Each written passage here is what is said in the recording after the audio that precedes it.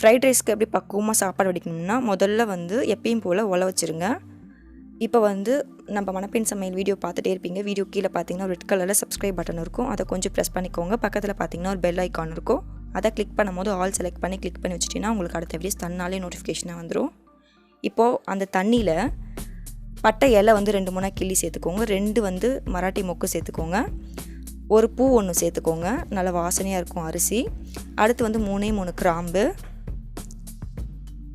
இப்போ வந்து பார்த்திங்கன்னா ஒரு சின்ன துண்டு பட்டை எல்லாமே சேர்த்துட்டு அப்புறம் ஒரு ஸ்டார் வந்து சேர்த்துக்கோங்க. சேர்த்துட்டு அரிசி பார்த்திங்கன்னா பாஸ்மதி அரிசி தான். நான் 2 அழகு அளவுக்கு அரிசி எடுத்து நல்லா கழுவி தான் வச்சுருக்கேன். ஊரெல்லாம் வைக்கவே இல்லை, ஊற வச்சிடாதீங்க. அப்படியே நீங்கள் வந்து சுடு பண்ணி வச்சுருக்க தண்ணியில் வந்து அரிசியை போட்டுட்டு கலரி விடுங்க. ஒரு 5-6 நிமிஷம் வெயிட் பண்ணுங்கள். அப்புறமேட்டு கொஞ்சமாக உப்பும் கொஞ்சமாக சர்க்கரையும் ஈக்குவலாகவே சேர்த்துக்கோங்க. அதாவது ஒரு 1/4 ஸ்பூன் அளவுக்கு மட்டும் சேர்த்துக்கோங்க. சேர்த்துட்டு 2 ஸ்பூன் அளவுக்கு எண்ணெய் விட்டிங்கன்னா ஒன்றோட ஒன்று அரிசி வந்து ஒட்டாமல் இருக்கும். அதுக்காக எண்ணெய் விட்டுக்கோங்க. இப்போது ஒரு 6 நிமிஷம், அதாவது 90% அரிசி வந்து வெந்திருக்கணும். இப்போ பார்த்திங்கன்னா அரிசி 90% வெந்திருக்கும். அதாவது நசுக்கி பார்க்கும்போது நசுங்கக்கூடாது, 2-3 உடையணும். இந்த பக்கம் வந்த உடனே அடுப்பை ஆஃப் பண்ணிவிட்டு வடிகட்டிடுங்க.